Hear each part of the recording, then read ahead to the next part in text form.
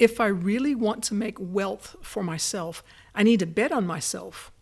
That's what today's guest, Juzbi Walia, told me when she explained why she walked away from corporate and into entrepreneurship. And honestly, I definitely felt the same, because if you've ever tried to sell something online without feeling like you need a shower afterward, then this episode is going to feel like a breath of fresh air. Juzbi is a conversion copywriter and email strategist who spent over a decade in the area of persuasion and influence. And she's done it with big global agencies all the way through to major organizations and startups. And now she brings that skill into the online business world, helping course creators launch with integrity and clarity. And she's especially passionate about marketing that gets results without the bro marketing slime. And in this conversation, I'm chatting with Juzbi about how to use persuasion triggers that sell without being sleazy or manipulative, why customer research is the real secret sauce, and why, quote, copy is assembled, not written. We also talked about the difference between writing words and stepping into the strategist role that helps a launch actually convert, and how to handle objections without over-explaining or over-justifying or accidentally talking people out of buying.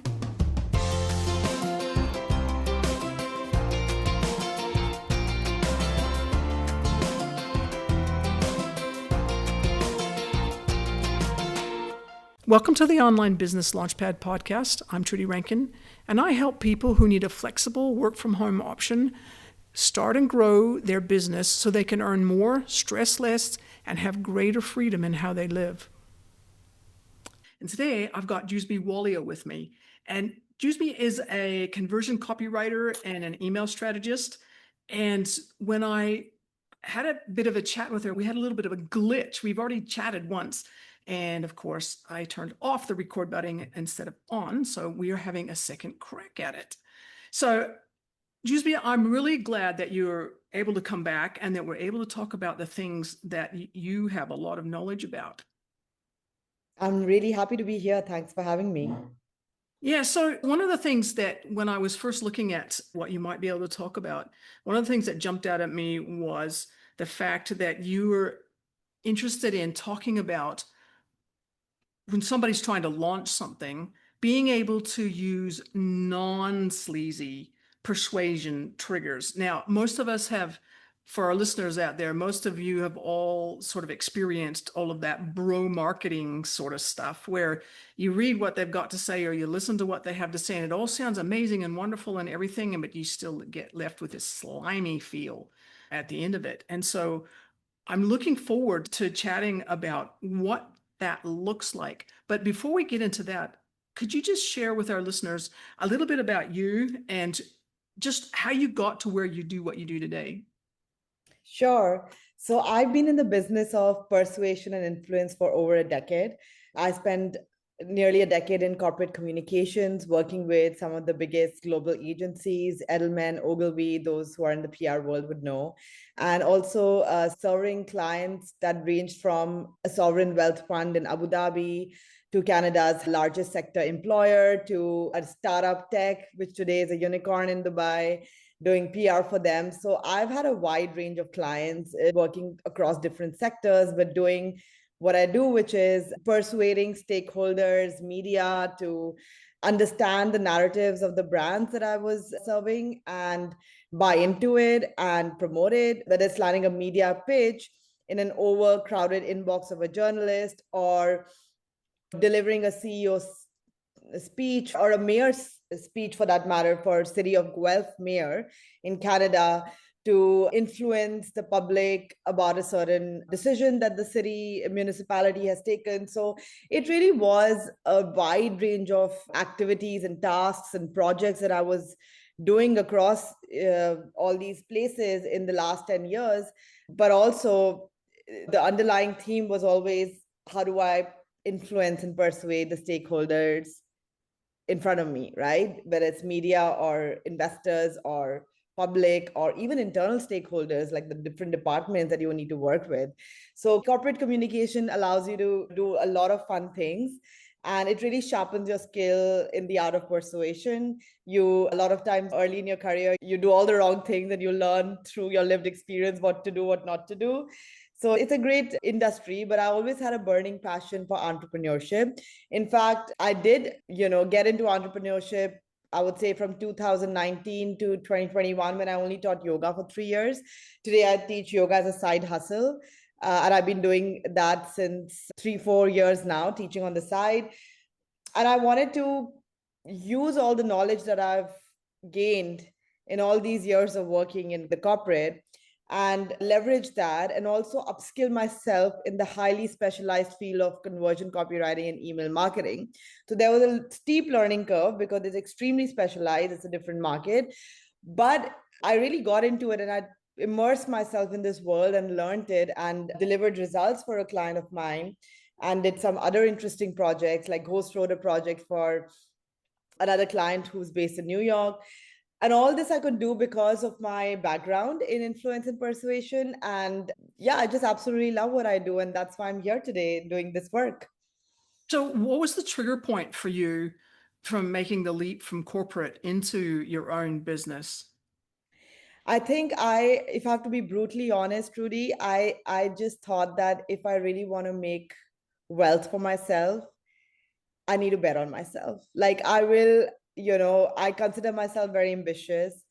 I looked at the corporate world and I said, I'll get my promotions like this in a steady pace if I do all the things right. And that also is not granted.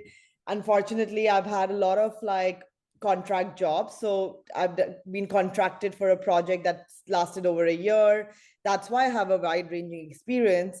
And then I would move to another contract, all top companies, but corporate always gives, I would say, loyalty is obviously really important, especially now more than ever. So it always rewards people who've been there for 10 years, 7 years, 11 years. So I thought to myself that this is not an advantageous situation for me.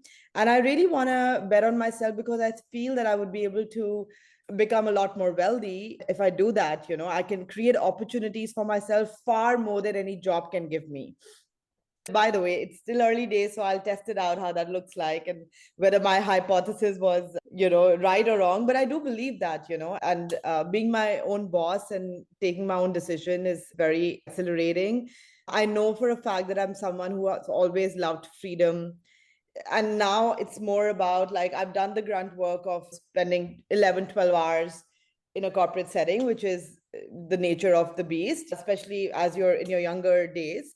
But now I thought to myself, okay, how can I design my work that serves my life, which I think a lot of people talk about, right? It's not just me. But for me, it was, okay, I want to be doing what I love. There are many ways of making money in the world. There are 10 business ideas I can tell you right now, which I know will work way better, right? But I've always been a heart-led entrepreneur. It's not about just being able to pay the bills. It's like, what do I do in those 8 hours? That needs to intoxicate me, which, by the way, a lot of my friends and cousins and what have you don't understand because they are very, they don't think like me. And there are not that many people, I suppose, who are this passion led. And maybe it's also a privilege to be able to do that. So I think it was about, I want to do something I'm genuinely passionate about that really fulfills me. And then as a byproduct, it gives me money and wealth, etc. Second, it needs to be completely under my control, like in terms of having the freedom to take off when I want to structure my days the way I want to say yes or no to clients the way I want to. Granted, it requires a high level of self-directedness, but you know what? You lose some and you get some. So yeah. Yeah, I think it's really interesting because, especially what you're saying about family and friends not always understanding. They're going, why don't you just go get a job? And they can't understand why that's the last thing that you want to do because it seems risky. It seems risky to some people. And in some senses it is. But also if you can back yourself and know that you're going to do what it takes, it can actually really, really work. Especially these days, lots of people are so worried about AI, and we'll get into AI later, but so many people are worried about AI, and it's just like, hang on, you've got to be able to use these things as tools and make sure you stay ahead of the curve rather than just knowing that something's going to come along and eventually eat your corporate job for lunch. I have a question for you because you've mentioned persuasion and influence, which is what conversion copywriters do. That's the focus. That's the hallmark of success, if you like, is how many people are persuaded and influenced. But I'm curious because once again, I've got a background in corporate myself. And one of the things that I found fascinating and sometimes difficult was being able to persuade people higher up the rank about specific ideas or taking a specific tack towards something or doing specific projects and being able to speak in the language that they recognize. So I'm curious, when it comes to copywriting, conversion copywriting now, do you find that being able to influence and persuade via your words is different or not different to when you were doing it in a corporate environment, or whether you're doing it for the clients of your clients? So there are a lot of similarities. Obviously, there is difference, but a lot of similarities too. For instance, you spoke about how finding it difficult sometimes to influence people higher up in the corporate. So to that, I would say, and I will draw parallels to what it is like in the online world too. To that, I would say that I would always look at people who could be on my side. So if there was a policy or the idea that I wanted to sort of promote and get a green lit for, I would look at who are the people who can be my advocate. Because sometimes the idea coming from me may not be the right thing. It's not only just the idea that goes out, it's also who is speaking of that idea. What is the perception?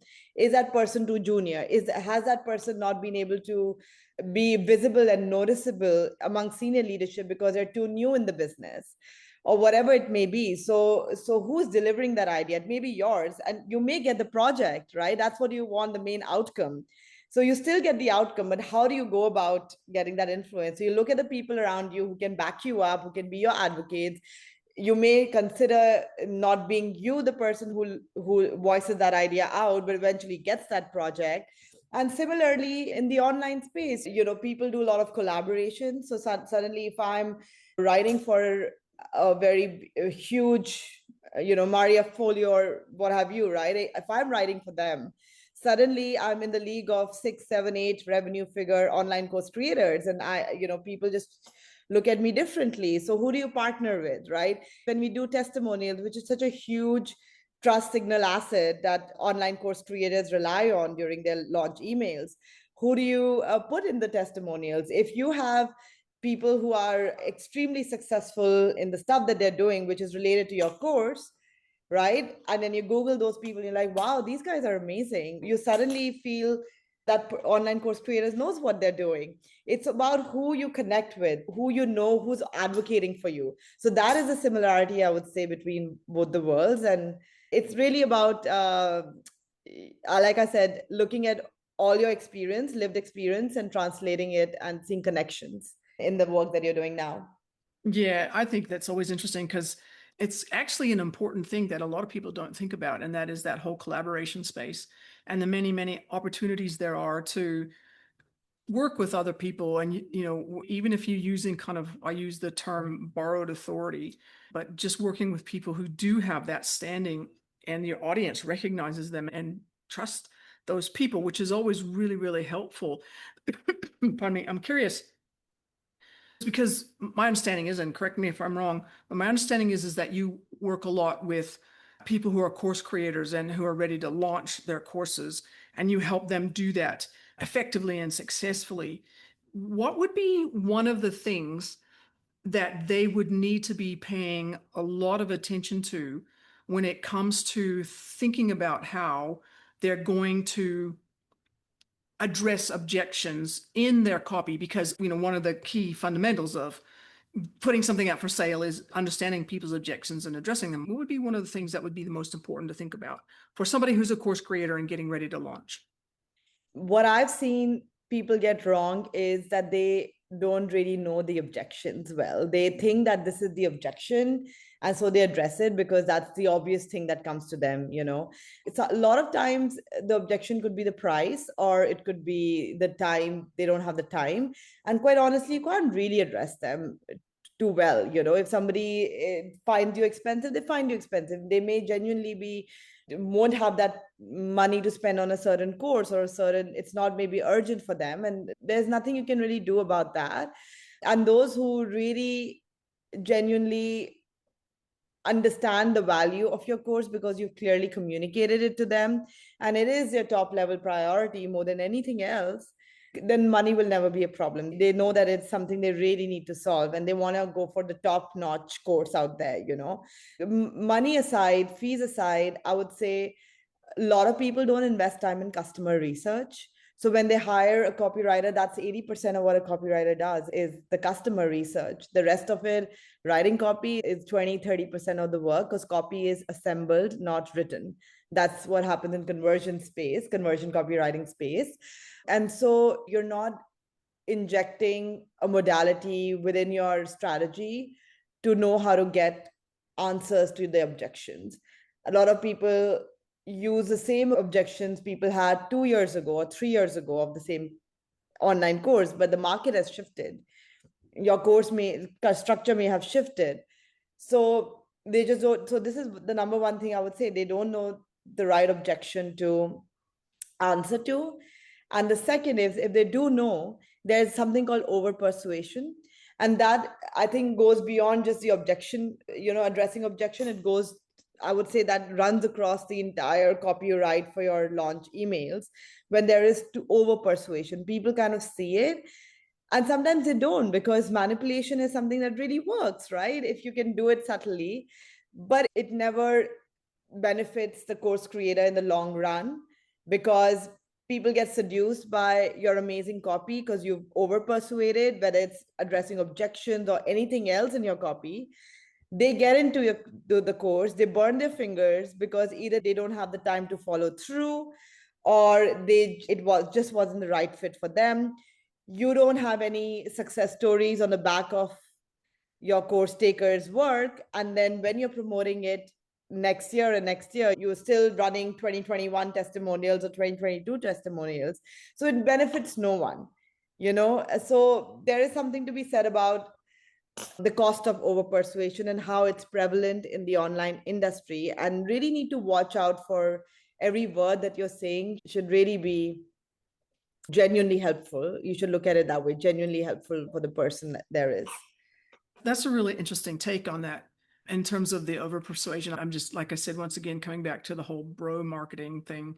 It sort of feels like that's what they're doing. They're overselling, over persuading, making what feels like almost false claims, because 99.99% of the people who want to be able to do what they're selling wouldn't have what they need to be able to be successful. That's kind of interesting. I'm a little bit curious, coming back to the whole concept of objections and doing the research to discover what those objections are. What are the ways that you do your research for the people that you work with? It is an extensive process, but it's absolutely crucial to crack the strategy. I interview past participants, whoever can come on a Zoom call. I have a bunch of questions that really goes deeper into their desires. Like you break it down, why, and then it goes to the core of it. And sometimes they don't know themselves, and they actually discover it during the call. So a lot of time that happens too. I do online research, Amazon reviews, Reddit is a great source. And I also use a GPT bot where I feed all the research, and it gives me a bit more of nuance in terms of it does its own research, pulling things from the online space and giving me even more sources to look at or even more ideas to look at. That's a bot that I use for also going back and forth to refine my offer message and offer positioning for the client I'm working for. And what I'm mainly looking in my research is a sense of patterns. What is the hierarchy of messages? What is the most important, deepest desire or most important outcome that they want? Where are they getting stuck? Where is the objection? And what is the hierarchy of messaging angles that are like secondary to the main must-know message or the main sales argument? And why are they in a certain level of hierarchy? So my research tells me all this. That's a little bit interesting. So a couple of questions. The first one is, can you just talk a little bit more about that whole concept of a secondary hierarchy? And what do you mean? And can you give an example? Sure. So for example, if I'll just pull it out straight from a specific example, which give me a second. Yeah. So for example, I had this person that I did like messaging work for. She's a social media strategist, Instagram strategist. And, she had a bunch of benefits, right? Like why people should join her Instagram sales course. And it's rooted in timeless marketing principles. It is, it'll make you write content at a much faster pace. It'll be easier for you to create it. There's a methodology, there's a system so that you don't burn out just constantly writing. I'll also teach you hidden strategies where it's not about just constantly posting and being on a hamster wheel on Instagram, but posting very less, but making it work exceptionally well for you and doing other things on Instagram like engagement that'll work. So all the hidden strategies where you're saving time by not posting. She spoke about adding fun to the whole thing because people are jaded. They're like, oh, what is happening, etc., etc. Spoke about confidence building, how you will know that you'll be able to generate repeatable sales without second guessing your marketing efforts. So she spoke of all of this. And while she was consistent about these messages, on her sales page, on her email launch copy, on her webinar invites, what she was missing once I diagnosed was a singular definition, the sales argument, which is what I feel a lot of course creators miss. What is that one thing that is unique about your course that makes you stand out from the rest of the other offers? Or what is like your pet peeve, or for a lack of a better word, which is ironical because I'm a copywriter, but what makes you angry about the state of the affairs in your industry that you want to go at it for something that feels like an injustice, right? So a sales argument is always rooted in your unique perspective or something that you're offering and bringing to the table in the same industry that no one can really copy, or a point of view which is very distinct, right? It doesn't start with just benefits that this will make you do A, B, C, D, E, which is how people start with. So when I did the research, I realized that, what she was missing, for instance, was that the main real problem, yes, was all these things that people were feeling jaded, they were burning out from constantly trying to post content, they're not seeing the algorithm doing their work, and the algorithm keeps changing. 100% all of this were the problem. But the main problem was that Instagram felt unpredictable and draining, like I already said, for their audience, and they no longer trusted themselves to make it work. Now, this comes from the research. If I didn't know that, I cannot address it, right? And so it was about really talking about what is the solution. It was, what is she going to then offer that speaks to that main issue, which is a timeless marketing principle based content system that clarifies why content works. And the big idea was that you learn how to generate repeatable sales from Instagram without second guessing your efforts, because it'll be about timeless marketing, right? So suddenly you're just delivering the main concern that they have, the number one concern they have, through the research. And when it comes to answering your question, when it comes to second, I needed to set the context by talking about this. I'm answering your question about the secondary messaging. Again, there is a framework that I use that allows me to, and I use the ChatGPT bot also to analyze what are the most important influence building messaging angles for a high converting copy. So I put all my one idea, one problem, one solution, the outcome they want, objections. I write the angles that I have, and the bot tells me which one will work. So I give the bot everything, because it's customized, right? It's trained. I give the bot everything about my client's audience profile, the whole thing, right? And so through the back and forth, it tells me what the messaging angles is. And that helps me not to test it out too much. There's always a reasoning, there's always, and this is again coming from customer research. You'll know exactly whether it's fun, wanting fun, back into the gram, confidence, whatever their desires are through this course.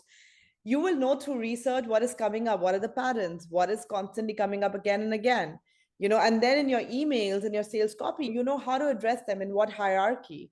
What are you going to write in your last sales copy, the final call before the course is? Are you going to address the last thing that's a desire, or are they going to address the number one thing? If you don't have that kind of a document, then you're just sort of leaving a lot of money on the table and not being able to do sold out launches because the strategy is not fully there.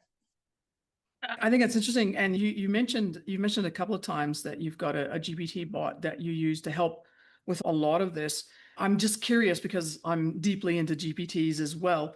And did you get access to that from somebody, or did you build it yourself? I got it from this conversion copywriter called Danny Page. She teaches a lot of people like me how to step into the strategist role. And she is something I bought back in Q4 of 2025. And it's been outstanding for my business. It sounds like it would be really, really useful because a lot of the effort or the brain work that has to be done is all around trying to fit your head around that whole thing about your audience. What are they worried about? What are they scared about? What all the research that goes into understanding their dreams and desires and everything. And it's interesting that you're able to put all that into what is essentially a pattern recognition machine and come back with stuff that's actually really, really super useful. Really, really useful. So that's quite interesting. So what made you decide that you were going to focus mostly on course creators who are ready to launch? I love the online course creation space. And before I get into it, I also would say I'm going to be also approaching SaaS and e-commerce industries. Eventually, I will niche down, but like I said, I'm early in my business, so I want to cast a wide net, and I genuinely love SaaS and e-commerce. There's a lot of opportunities out there, so I'm just going to go ahead and do that too.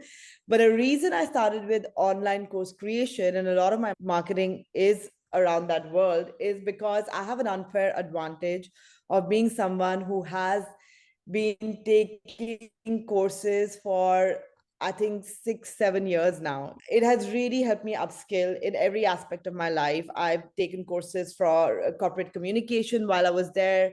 I have taken courses on personal development, you name it, and I've done. And I always do the top ones because then I know that I'm in good hands. So I have been able to experience the course creation world from the other side, being a consumer. Also burned my hands with some courses which didn't deliver.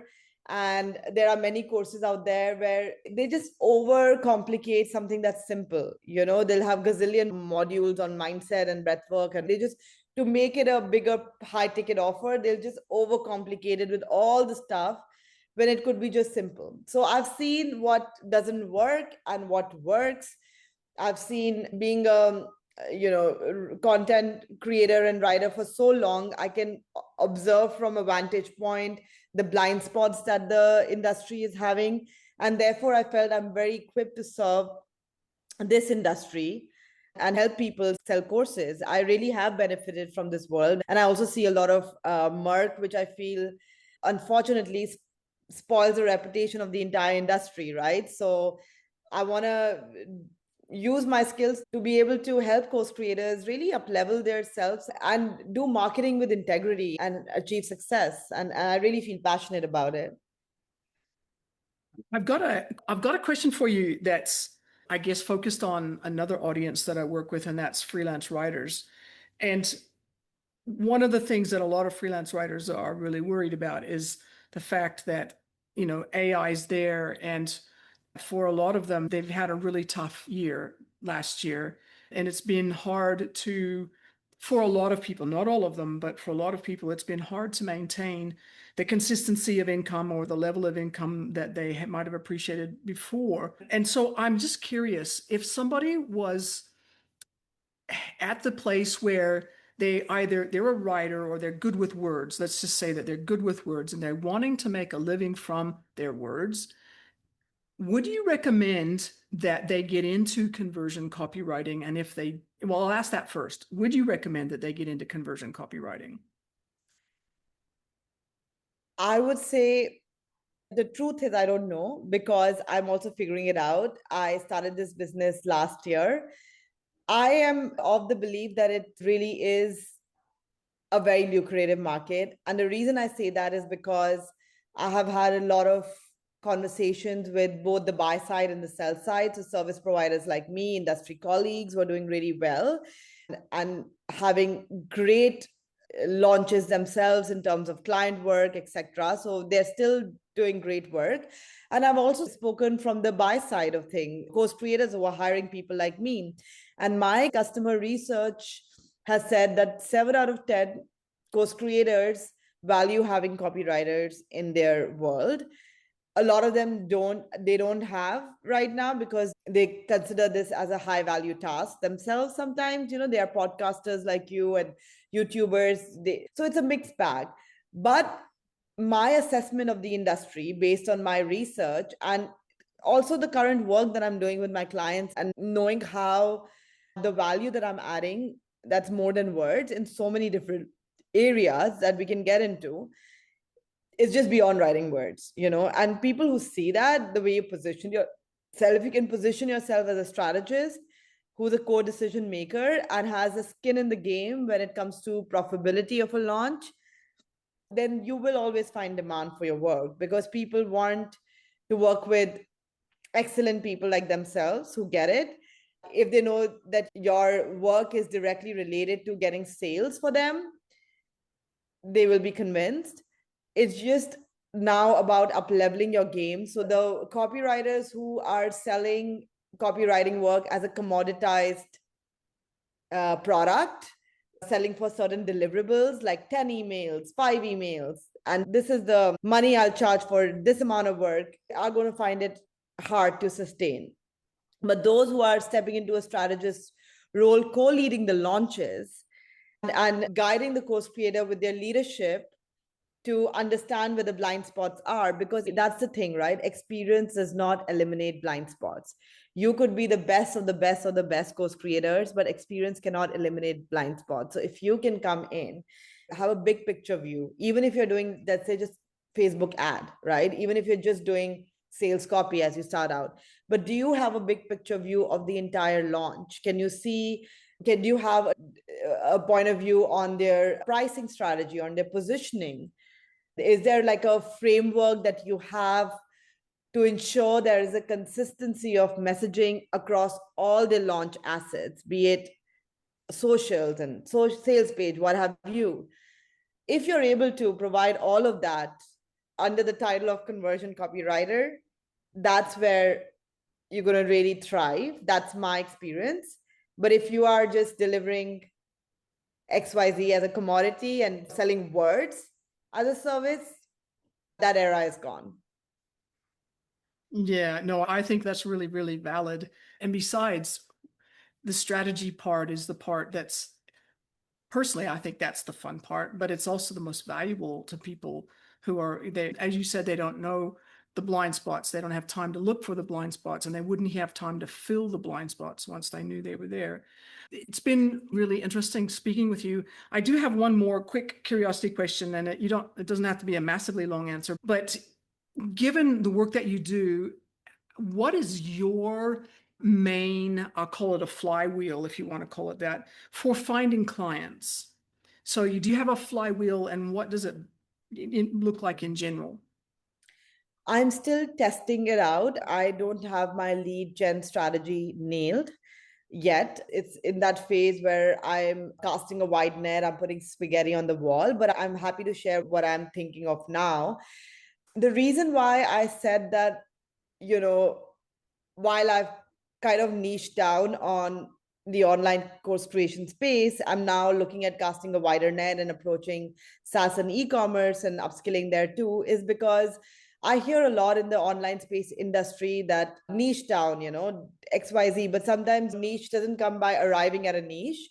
There'll be enough course creators who are going to offer you courses as copywriters to niche down on XYZ. But like sometimes you just need to cast a wide net, put spaghetti on the wall, and then through that, you find your niche when you get your first anchor client, and then you get your second and your third, right? Like right now, I'm also doing work on podcast pitching for a client, which is not like email launches for online course creators, but you know what? I enjoy it, and frankly saying, it helps me pay my bills. So why not, right?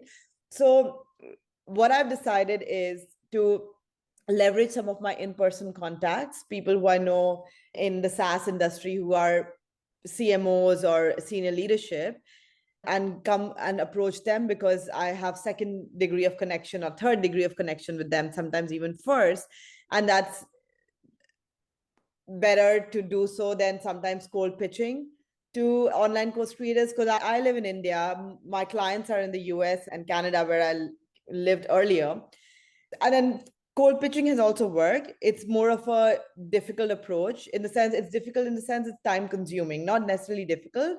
It's time consuming, because what I do is I take the guerrilla approach. I actually give them value first off. If I see they can tweak their webinar free workshop invites or sales copy or sales page, I give them a high level reframe what they should do instead and why. And sometimes I come back with like impressive work. I've been able to convert one person like that, but it takes a lot of time. But what I found the best is what you said, borrowed authority. So that's another thing that I'm testing. I really believe in creating high ticket offers and using other people's audiences who are also very appreciative of taking your stuff, because they don't have to create content all the time. They can just also use somebody else's content, which is also very valuable for their audience. So I'm trying to, and referrals have worked for me really well. Like I landed a really good project last year, like I was telling you about, where I ghost wrote an entire course for a physiotherapist. And that came straight from my existing client of 3 years. Referrals, it is putting myself everywhere and then finally cracking my lead gen strategy. So I'm doing everything right now. But I just wanted to be fully transparent that business building takes time. And one thing that I realized, the main thing I've realized in this journey is that ultimately you have to think for yourself. No business coach, no other person advising can really tell you what to do. It's not that prescriptive. And I had to unlearn a lot of things I learned from online coaches and realize actually that doesn't work for me for XYZ reason. So that's been my biggest learning in this business building journey. I think that's really important to acknowledge that, like I keep telling my clients, you have to start from zero. It doesn't matter how experienced you are or how old you are or what you've been through. When you start something new, you have to start from zero, and you might be able to learn a bit faster because of your experience, but you still got to go through that whole washing machine churn of trying it. Does it work? Does it not work? Or you call it spaghetti on the wall. It's really, really real. And just giving yourself the grace to take the time to do that and to do it really well. And I think that's really good advice that you've shared for people who are thinking about doing what you're doing, or maybe they are doing what you're doing and they're still scratching their head and going, why is this not doing what I thought it was going to do? So you've got to take the time to do that. So Juzbi, it's been just really, really fantastic talking with you. If people were interested in either getting in touch with you, maybe they would just want to get to know you better, or maybe they would like your help, where would they go? I have an Instagram account called juzbi.copy. So you can follow me there. You can reach out for me on DMs. I haven't put a website yet because my priorities are laser focused on getting more and more clients. And so I'm just going to keep my visibility there. But if I do have a free resource for your audience in case they would love that, it's called How to Write Non-Manipulative Emails That Sell. And they can plug 15 non-sleazy persuasion triggers in their sales email copy when they're launching a course. And it's a checklist of all those triggers to make sure that you've covered all these triggers in your launch sales email. Because who knows which trigger make somebody say, okay, I'm ready to sign up now. And mine could be different from yours. So you want to cover all the ground. So that's a resource they can get in case they're launching a course and they want to revise their copy. No, that's fantastic. I'll make sure I put a link to that in the show notes. I'm sure that people will find it really, really, really useful. Once again, thank you so much. Thank you for having me. This was a great chat. I really appreciate it. Second time around. And I really appreciate your patience. Okay. All right. Well, that was a good chat, and I hope it gave you permission to sell in a way that feels like you. Now, my biggest takeaway from Juzbi is this: you don't need louder marketing, you need clearer marketing, the kind that's rooted in what your audience actually wants, what they're worried about, and then what's stopping them from taking action, not what you think they're worried about. So if you enjoyed this episode, a couple of quick things before you go. Subscribe to the Online Business Launchpad podcast so you don't miss the next one. And if you got 30 seconds, please leave a review. It helps more people find the show, and it tells me what you want more of, which is extremely useful and honestly kind of mildly addictive. And finally, if you are building up your business and you want regular practical tips minus the fluff, I've got a newsletter for you. So head over to onlinebusinessliftoff.com/newsletter to sign up. That's onlinebusinessliftoff.com/newsletter. And thanks for listening, and I'll catch you in the next episode.